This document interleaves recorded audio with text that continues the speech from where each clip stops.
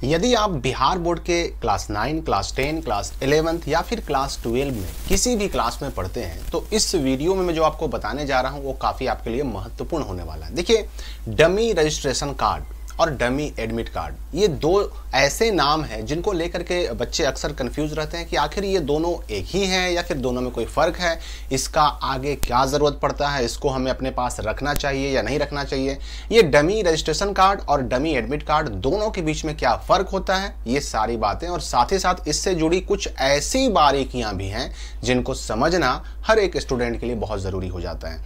देखिए, पहली बात तो आप ये जान लीजिए कि कभी भी जो मैट्रिक का एग्ज़ाम देने वाले बच्चे होते हैं उनका एडमिशन 9th में होता है और उसी प्रकार से जो इंटर का एग्जाम देने वाले बच्चे होते हैं उनका एडमिशन 11th क्लास में होता है।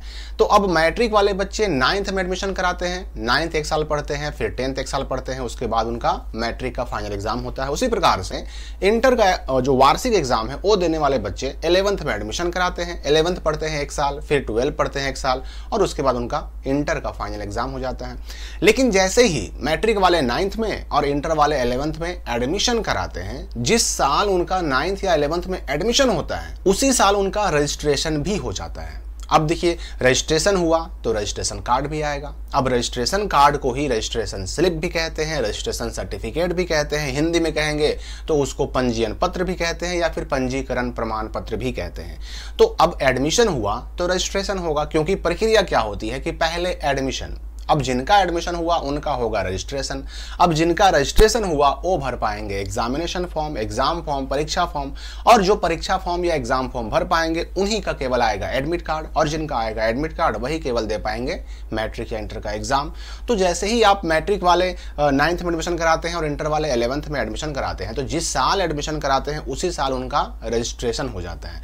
रजिस्ट्रेशन होने के बाद जब सिंपल है कि भाई रजिस्ट्रेशन हुआ तो रजिस्ट्रेशन कार्ड आएगा, लेकिन रजिस्ट्रेशन कार्ड आने से पहले उसका एक नमूना, एक डमी, यूं समझिए कि उसके जैसा एक डमी रजिस्ट्रेशन कार्ड भी जारी किया जाता है।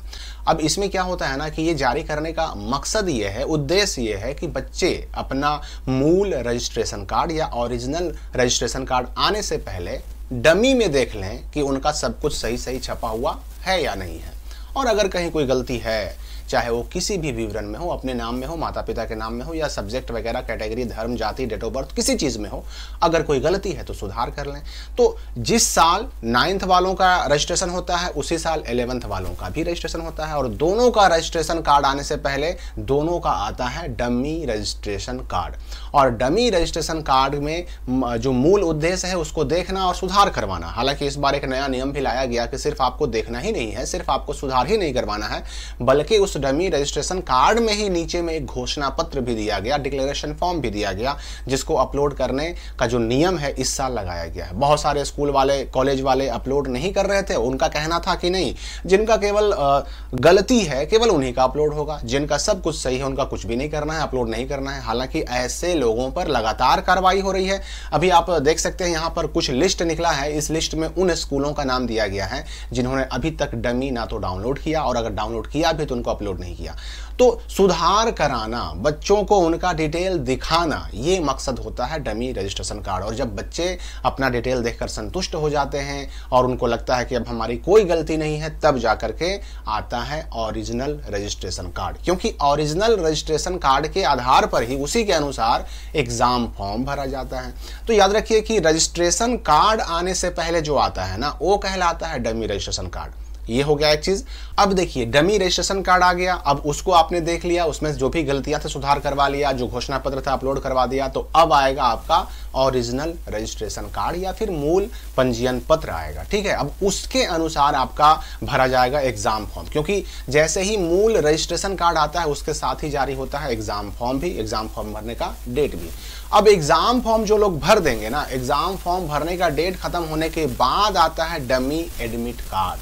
यहाँ पर आपको फर्क समझ में आ गया होगा कि रजिस्ट्रेशन कार्ड आने से पहले आता है डमी रजिस्ट्रेशन कार्ड और फाइनल एडमिट कार्ड आने से पहले आता है डमी एडमिट कार्ड। किस लिए? क्योंकि जो बच्चे एग्जाम फॉर्म भर दिए, ठीक है, उन्होंने एग्जाम फॉर्म तो भर दिया, तो जाहिर सी बात है कि एग्जाम फॉर्म भरा तो उनका एडमिट कार्ड आएगा, जिसके आधार पर वो फरवरी में अपना वार्षिक परीक्षा देंगे मैट्रिक का या फिर इंटर का।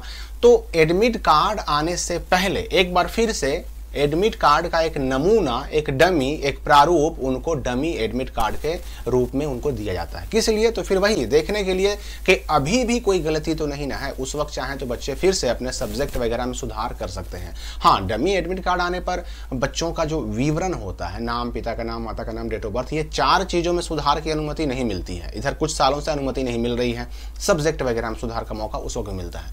तो डमी एडमिट कार्ड का मतलब हुआ एडमिट कार्ड आने से पहले एडमिट कार्ड के जैसा आने वाला प्रारूप, जिसको हम लोग कहते हैं डमी एडमिट कार्ड, और उसमें भी सुधार का मौका मिलता है। बस केवल नाम, पिता का नाम, माता का नाम, डेट ऑफ बर्थ सुधार करने का मौका नहीं मिलता है। अब ये तो फर्क आप समझ गए होंगे। रजिस्ट्रेशन कराने के बाद जो ओरिजिनल रजिस्ट्रेशन कार्ड आता है उससे पहले आएगा डमी रजिस्ट्रेशन कार्ड, और एग्जाम फॉर्म भरने के बाद जो एडमिट कार्ड आता है, फाइनल एडमिट कार्ड, उस फाइनल एडमिट कार्ड के आने से पहले आता है डमी एडमिट कार्ड। दोनों में फर्क है, दोनों का आने का समय अलग अलग है, दोनों का जो टाइमलाइन है वो अलग अलग है, दोनों का काम अलग अलग है। अब सबसे महत्वपूर्ण सवाल ये उठता है कि ये डमी रजिस्ट्रेशन कार्ड और ये डमी एडमिट कार्ड, इसका भविष्य में आने वाले कल में कभी कोई काम पड़ेगा या नहीं पड़ेगा? क्या इसको संभाल कर रखना जरूरी है?